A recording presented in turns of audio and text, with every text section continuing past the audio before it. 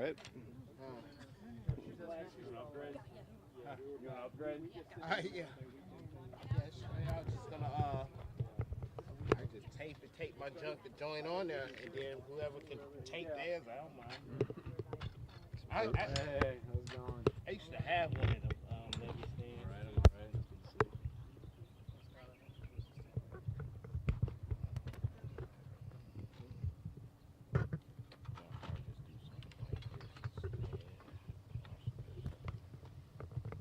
All right. Makeshift. Hey. Yeah. How are you, Sheriff? Well, Yeah. I'm gonna actually grab some tape. Yeah. Shit like this.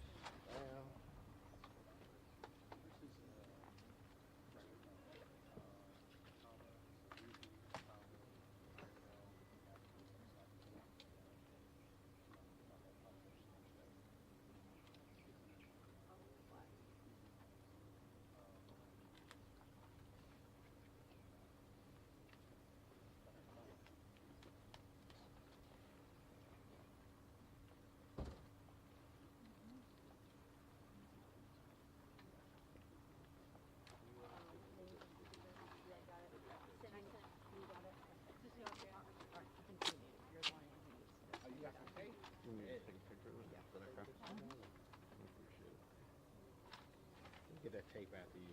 I got you. Hey, Turk. Sure. No most room, but just in Got it. case. Yep. Yeah, exactly. Huh? I'll do this while you get You the do live this? view up. Thank you. Thank you very much. You're so awesome. Paul Sky.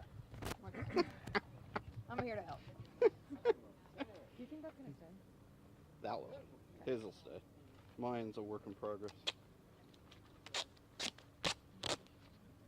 I'm gonna tape it so much that it won't even come off.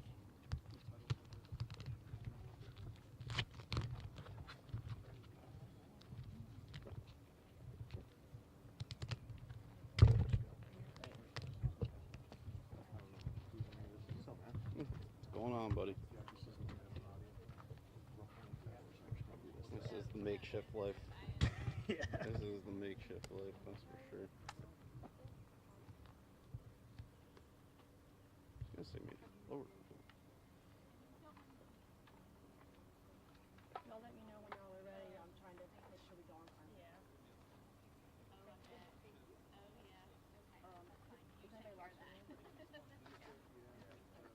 Thank you.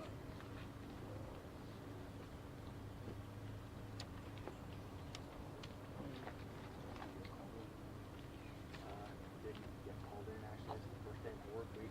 Oh, sorry. My bad. Yeah, I forgot Probably to the same schedule as me. That's all good, man.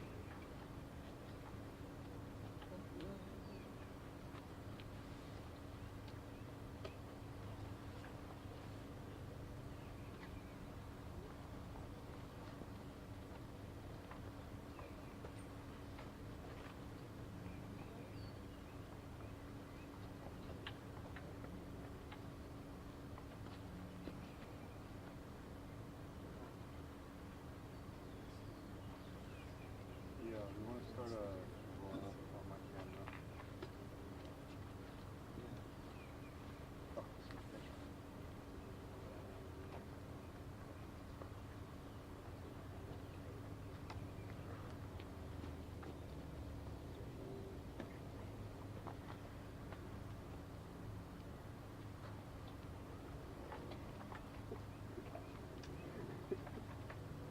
I wouldn't notice that. I put it on this one.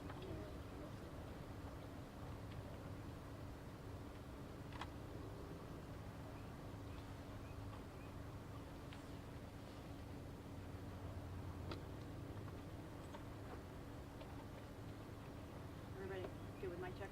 Do you need to do one? Give me a quick sec. Absolutely.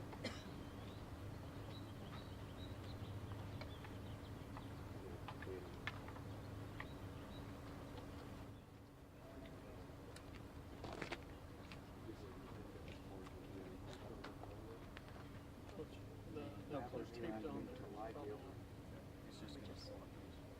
There you go. Step up. Well, Is that so what mic's in your face, but Everybody step up here-ish, to because the- otherwise the mic's in the way. Not the lower that. Shelley. Alright, lower face. Can we lower that? Yeah. Hey, Queen City, could we just What? lower that one? No, you're just a good. little What? Yeah. I think that everybody's saying the same thing about it at the same time. They're lower the top one. Yes. Okay, about So like that. Okay. Just want to make That's sure. how I gotta lower it. That's better. straight. Yep, you're good Yeah, now, that's bro. better. We good now? Yep. Yes, sir. Thank you.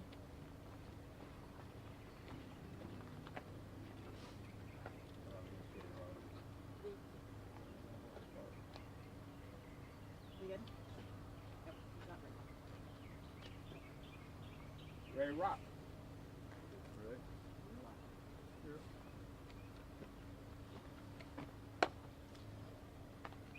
Hello, I'm Sheriff Don Brown, Catawba County. First, I want to share my deepest and sincerest condolences to the family and friends of the deceased. Second, I want to say I'm sorry.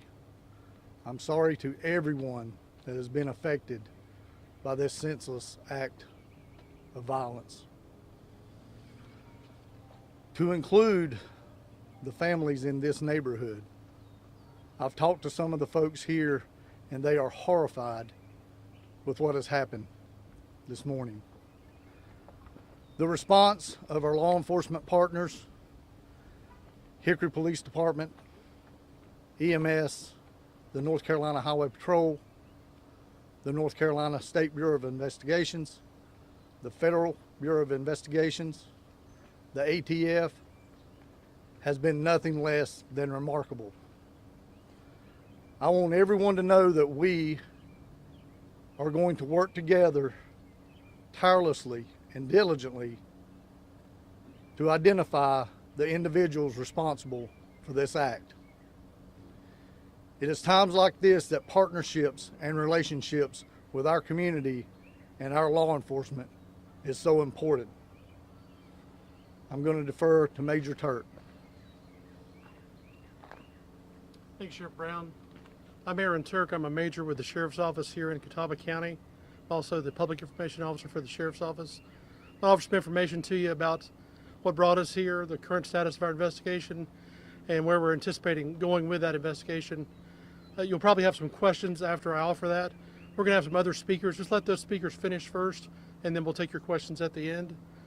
So last night around 11 p.m., we received a noise complaint from the residents that later suffered the shooting incident.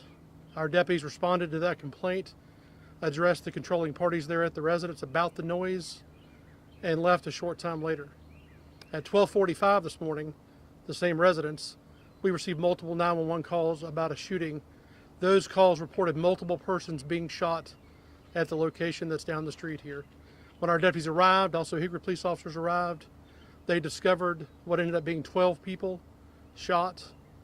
One of the 12 was deceased on scene. Another of those 12 was critically injured and is presently at the hospital in Charlotte, or one of the hospitals in Charlotte. The others were treated at area hospitals. Some have been released. Others are still receiving treatment. We have partnered in this investigation with the State Bureau of Investigation here in North Carolina, as well as the Federal Bureau of Investigation. Those agencies are helping us process the crime scene, generate leads.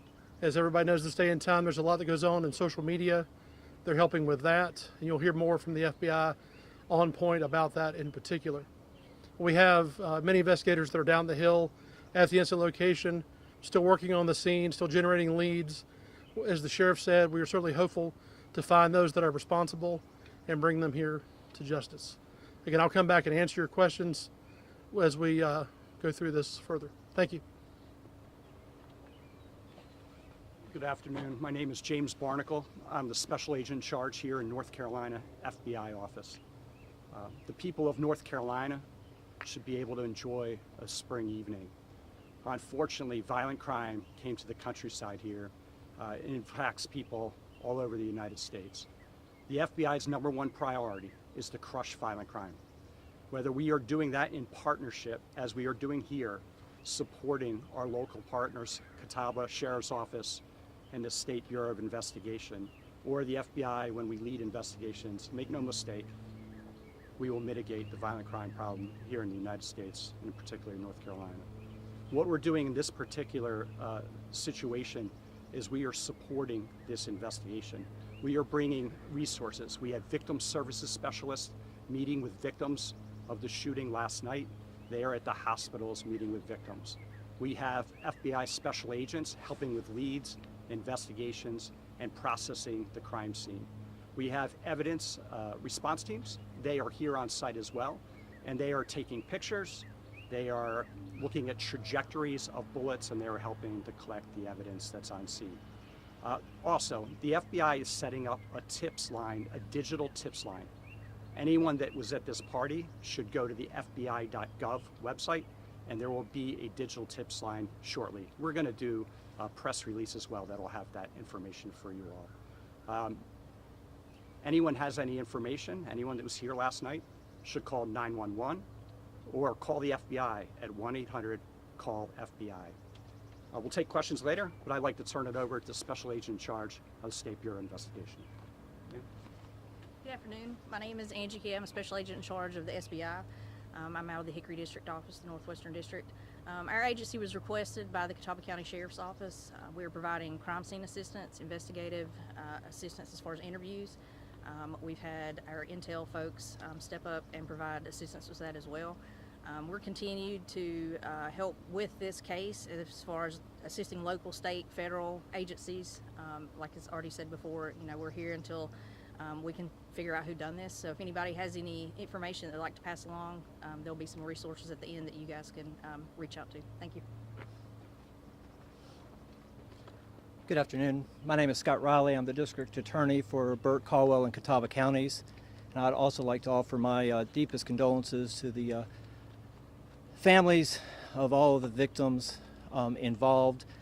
They have all had their lives just drastically altered and changed forever by this senseless act of violence. And I would just like to thank all of our law enforcement partners for their very swift response and working tirelessly around the clock to investigate this tragedy. I have full confidence in their abilities and that they will hold and bring the people responsible to justice. Thank you. All right, we'll take any questions now. Glenn? Yeah, do you have an idea how many shooters you were looking for, and were they already at this alleged party, or did some of them come up after the fact? Our investigation indicates more than one shooter was involved in the incident. We are still working to determine when they arrived, how they arrived, and what the reasoning was for their presence, also the motive. Were they shooting at each other? We're not releasing that information at this time. Just to confirm, there haven't been any arrests yet, and could you speak to the difficulty in trying to piece that together and find people to hold responsible for this? No arrest at this time as of this briefing. It certainly, in circumstances where there's a large gathering of people that have come for some common event like a party, nobody lives here, no one's local to here, they all leave. We're trying to track those people down. We've interviewed a lot of people this morning, about 70 or so. Still looking to interview more people that were here. And it has been difficult to find those people and to encourage people that might not have the inclination to be truthful to otherwise help us out in this investigation. Do you have an idea of the age ranges of some of the, like the party that was happening here? Kids, teenagers, adults, what kind of mix of people were at this party you gathered so far? It's fair to say it was a mix of people. We have identified some people that were here that were under the age of 21 in their teenage years, and then persons in their 20s and older. Any idea in terms of, was it the noise that sparked this, or what sparked this? Candidly, we don't know. We're searching for the motive, using all of our resources, trying to establish a motive and then find those responsible. It doesn't appear to have been the noise. Other factors and animosity between parties, we're looking into all that that might be out. Have you identified the victim who has been pronounced deceased, and can you share that information with us at this time? We have identified that person. I'm going to send that out in a release on email just as soon as we finish, so I can make sure I get all of that correct for you. Any reason to think this is linked to any other crimes that y'all have been investigating in the past, any other criminal elements? Because a lot of these things kind of end up meshing together ultimately? We don't have any specific leads as I stand here that would take us in that direction. We certainly have not ruled that out, though, and we're looking at every possibility. Given the number of agencies that are involved and the numbers that are actually focused on the crime scene, can you talk about how complicated a scene is it, and how challenging is that going to be in terms of resolving this case? In my experience, this is a complicated scene. It spans several separate individual pieces of property. I would say it's larger than 2 acres in total sum, and both inside and outside crime scenes. And we still have the SBI and the FBI processing the scene along with our detectives, and we anticipate them being here throughout the evening, possibly into the night. Were these people shooting at each other at close range, or was it much farther apart, or was there a variety there? It was varying distances.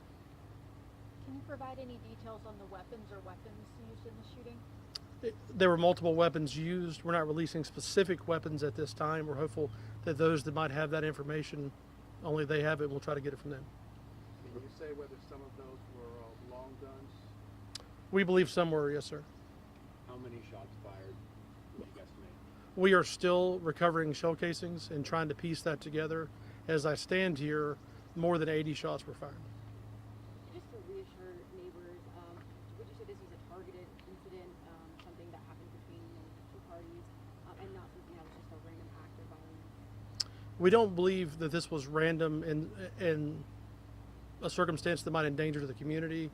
All that we can see right now from the crime scene and the leads that we're following, it seems to be that those that initiated the shooting were focused on the folks at the party. How frustrating is this to try and piece this together? So many people here, so much senseless violence. How frustrating is this?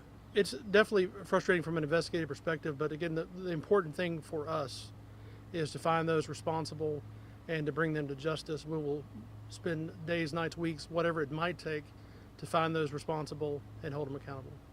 Can you just kind of speak to emotions to have something like this happen in your jurisdiction? I'll let Sheriff Brown talk on that. Emotions that we might be feeling.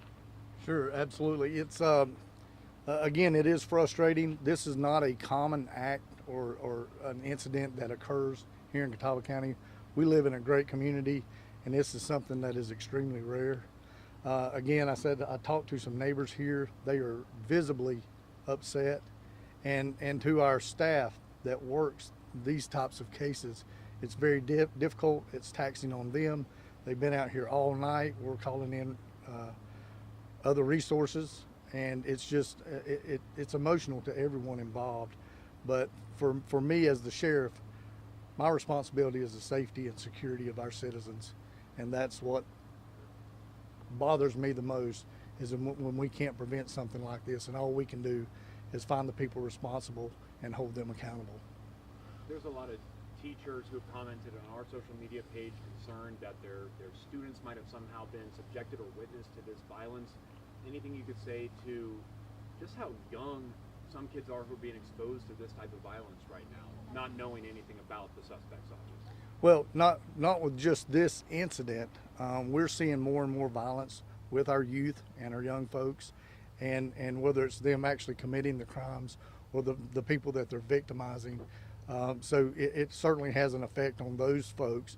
And as Major Turk said, I think it was D.A. Riley said that these people's lives have been changed forever, and it's memories that they're going to have that's going to affect them for the rest of their lives. You guys mentioned the noise complaint earlier that you responded to. I'm just curious, was there anything leading up to this that you guys have had to address to come down here and talk to these folks about that might have given some hint that something like this might be possible? I'll let Major Turk address that question. Nothing we've identified so far that we think is a direct link to this incident. We did again address a noise complaint issue at that home. I believe it was loud music earlier in the evening. We can't find a direct tie from that call to this. The people that were supplying the music turned it down, and we can't find a link right now. Last question. Just to follow up on that, I'm assuming that is not an unnormal occurrence. Law enforcement gets called out for a noise complaint. You can't predict what's going to happen afterward, right? Yes, those are regular calls that we receive, and again, we're not finding a link from that call to this right now. Thank you very much.